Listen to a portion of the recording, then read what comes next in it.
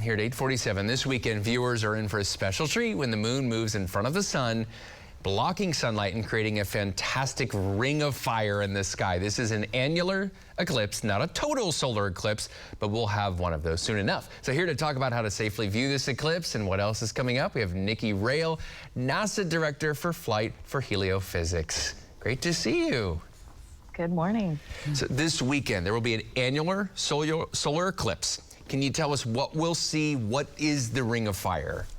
Yeah, absolutely. So we're really lucky time in the western part of the United States. This annular solar eclipse is going to be totality running from Oregon down through Texas. And so you're right. Anytime the moon gets in between us and the sun, it's an eclipse. A ring of fire just basically means the sun is blocking out the sun is blocked out mostly by the moon, but not entirely. We're going to see a ring of fire or annular eclipse where that edge or the corona, outer part of the sun is really bright and glowing. Other parts of the country, it's going to look more like a partial eclipse where it's going to look like a cookie, maybe with a bite out of it. We're not going to see that perfect ring, but most folks in the United States are going to view at least a partial eclipse. And annular, so I had to go through this. So annular is not annual. Annular indicates round shape, right? You got it, like a ring. Mm-hmm. Perfect. Yeah. So tomorrow's Ring of Fire eclipse is the first of 2 solar eclipses that people in North America are in a prime location to see within the coming year. So tell us about there's a big one in April and how that's going to be different, because folks in Oklahoma, I know Tulsa will be close to totality here. Yeah, you're in a great path for this annular eclipse tomorrow. So you should see close to this ring of fire. Hopefully the cloud cover holds off so you'll get to visualize that event. Now coming up in April for the full solar eclipse, where the moon is really blocking out the majority of visible light from the sun, it's going to be running from Texas up the eastern seaboard towards Maine. So you'll be seeing a partial solar eclipse in Oklahoma at that time. But we're really going to see a block of visible light during the total solar eclipse in April, where it's going to get dark. It's going to during totality. But again, most of the United States, we're really lucky. We're going to see at least a partial eclipse during both events.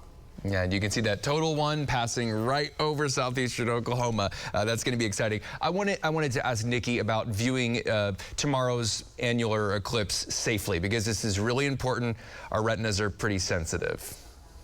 Absolutely. It's really important you never look directly at the sun. You can cause permanent eye damage. So you want to use something like solar filters, solar eclipse glasses, solar filters. You can pick these up at libraries, science centers, museums. If you don't have the opportunity to pick up something like this, you can use indirect viewing methods. You can take an index card and punch a hole in it to see the shadow of the sun. You can use a pinhole filter using a shipping box, cutting a hole in one end with a blank piece of paper on the other end.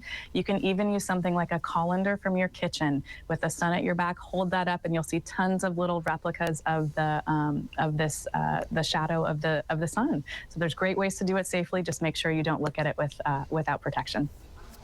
All right, and I did want to ask one more question, Nikki, about what special science is NASA doing during the upcoming eclipses. In fact, both of them, tomorrow and April.